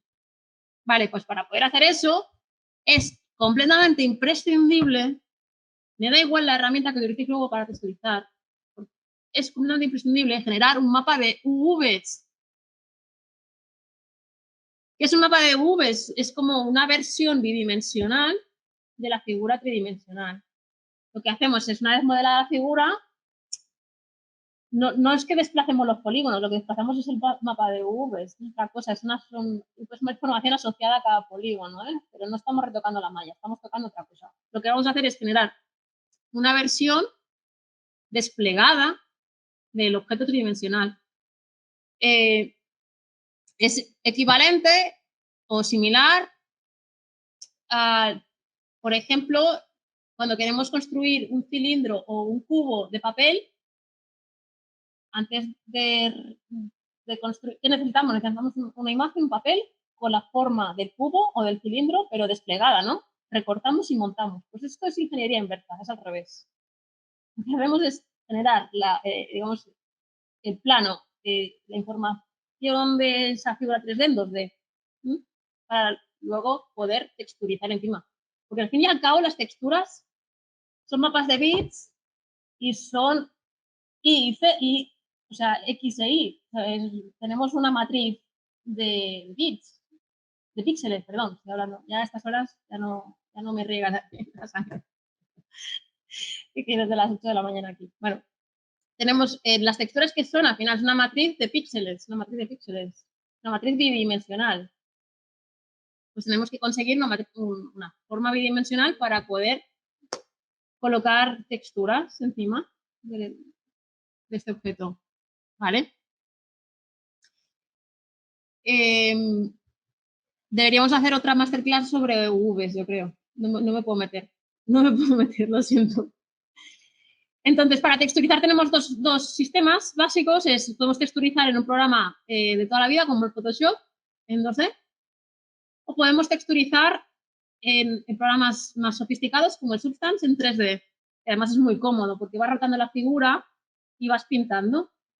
Y además, claro, aquí hay que tener mucho cuidado con hacer coincidir el color de esta UV de aquí, que tengo aquí, con este color de aquí, porque cuando se junte, si no coincide exactamente el color, ¿qué voy a ver? Voy a ver una costura, voy a ver como una línea que separa un color de otro, ¿verdad? Vale. Y por último, exportación. Pues para motores de videojuegos, aunque podéis utilizar, Unity se come todo prácticamente, ¿eh? Se come hasta los MA de Maya o los MD también. Es recomendable exportar en FBX. También utilizo opción OBJ, pero os diría que la más extendida es FBX. Vale, entonces rápidamente vamos a ver una figura curry. Un componente curry. Os enseño. Voy a, en una escena nueva, voy a importar.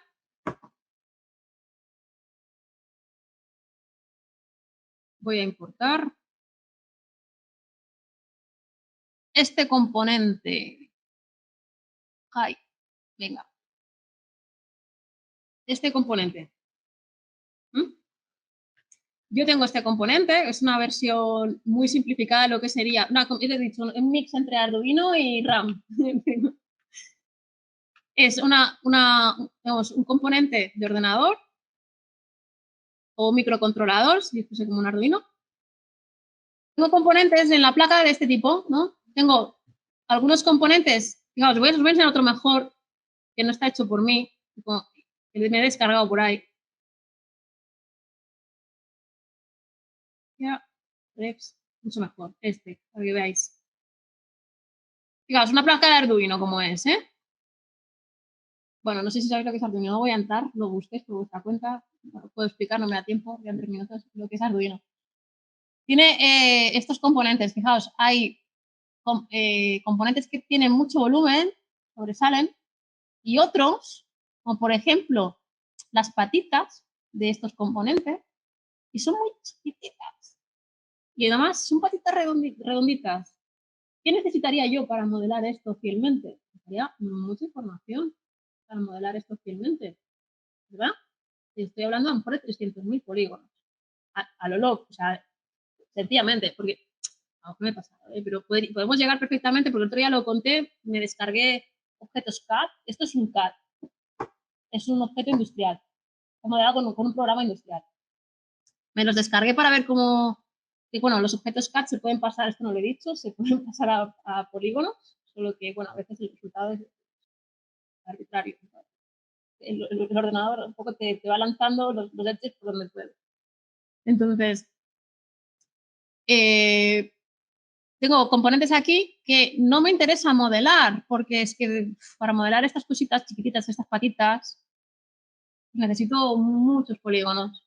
Y no merece la pena, es que además no merece la pena, porque se va a ver a esta distancia los componentes. Por lo tanto, todo aquello que tenga volumen, pero no afecte, o sea, no sea un volumen excesivo, un volumen relativamente pequeño, y no afecte a la silueta, o no afecte en exceso a la silueta del objeto, ojo, porque es que ese volumen no va a estar, va a ser un efecto óptico de la textura.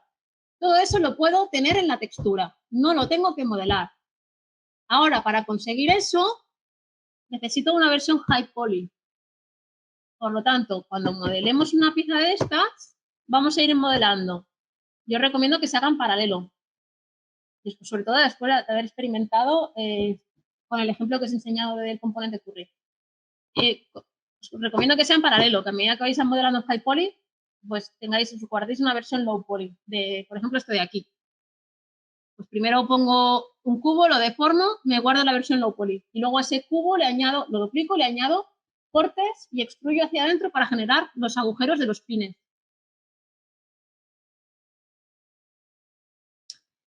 Y de esta manera, cuando tenga las dos versiones, lo que haré es cocinar una versión, se llama así, la traducción literal es bake en inglés. Lo que haré es cocinar el high poly sobre el low poly. Voy a generar las normales de forma automática a través del programa. Vaya, dándole a un botón, bueno, no alguna cosa, hay que saber. Vale. Entonces tenemos esto de aquí, ¿no? Vale, pero yo quiero, en realidad, lo que yo quiero es ahorrarme esto de aquí. Esto de aquí, esto también lo he puesto como texto 3D, que realmente tiene tan poco volumen que es completamente prescindible. Esto se puede poner como textura. Esto no lo puedo evitar, tiene demasiado volumen, fijaos, además afecta al perfil. También tengo este detalle aquí, aunque me afecte al perfil, implicaría hacer cortes por aquí y no me apetece. Esto como se va a ver así, no me importa tanto si esto se lo come, ¿vale? Y luego tengo esto de aquí. Vale, pues voy a mostrar el Arduino, este raro que tengo aquí, una vez ya se ha cocinado. File. Bueno, aquí lo arrastro. ¿Dónde está esto? Me ocurre. Assets. Componente low. Componente low. Porque está mal exportado. Vale, el high poly también.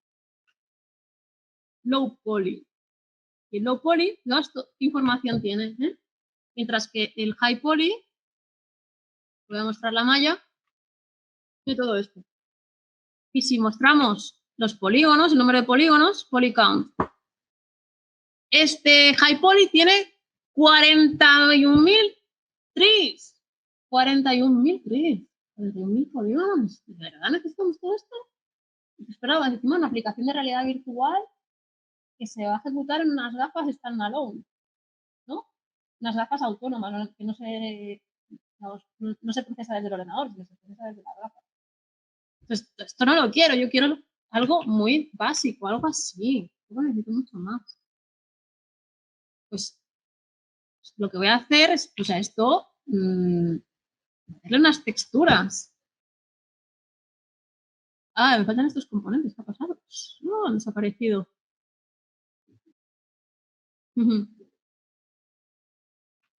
Esto lo puse luego en Photoshop.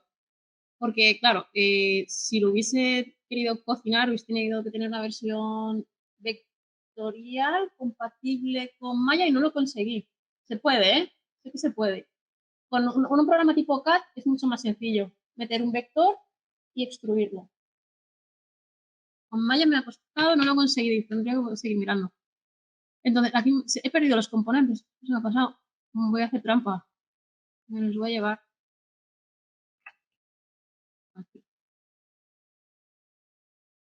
Vale. Pues, fijaos.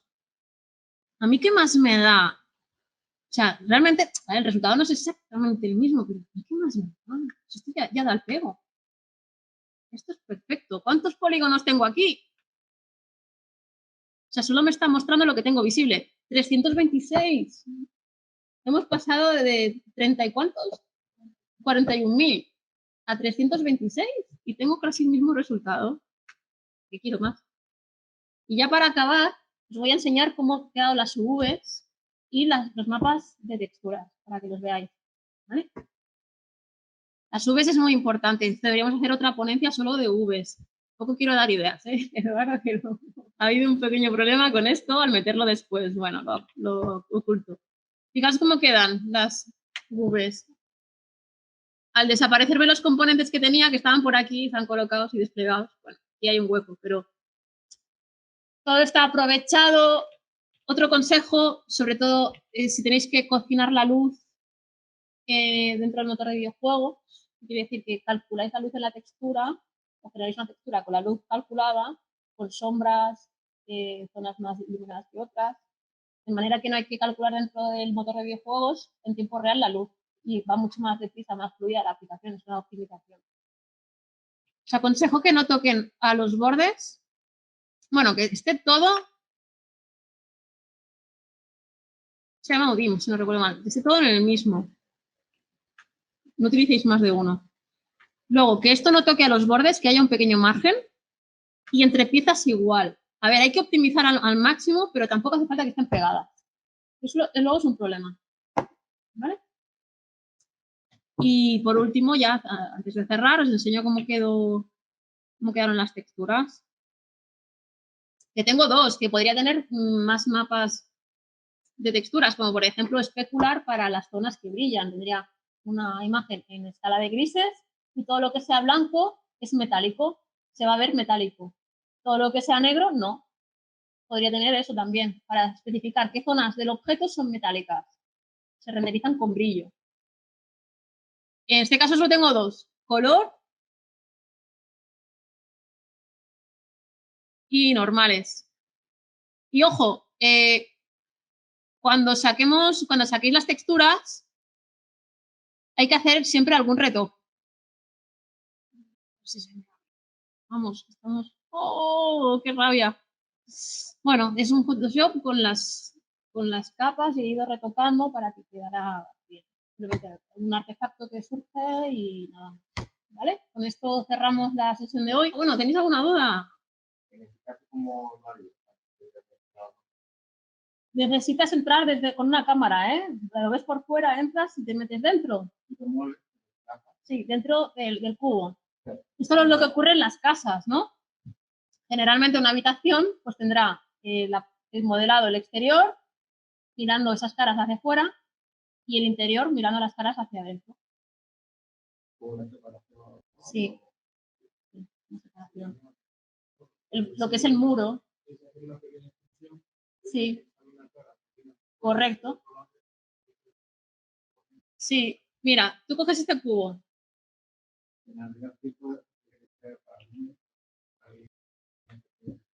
Sí. No lo sé, no lo sé. Sí, para que no parpadeen las caras, ¿no? Pero yo, por ejemplo, tengo esta. Voy a modelar rápidamente una habitación. Saco esta cara de aquí, saco esta cara de aquí, pues cojo el objeto. Debería cortar primero el espacio del hueco de las ventanas y de la puerta, porque hacer eso después es muy difícil. Bueno, no difícil, pero sí más largo. Thickness, ya está. ¿No? Yo entro en la habitación y ya está. Veo la habitación por dentro. Sí, claro, porque son caras distintas. Esta es una cara y esta es otra, y cada una mira hacia un lado.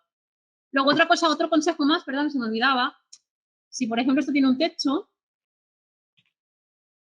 podría estar explicando aquí horas, ¿eh? Me encanta, lo echo mucho de menos. Llevo un par de años sin dar modelado. Mira,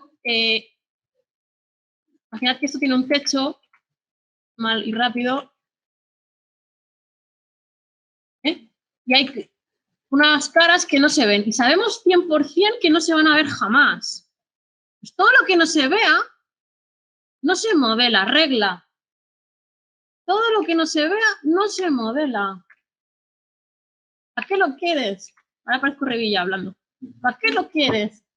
Todo lo que no se ve no se modela. Listo, ya está, no quieres más. Esto se va a quedar oculto. Así. ¿Vale? Correcto, es que no necesitas esa información. Y ahora porque son polígonos simples, pero imaginaos algo más complejo. ¿Y alguna duda más? ¿Alguna pregunta? Muchas gracias. Bueno.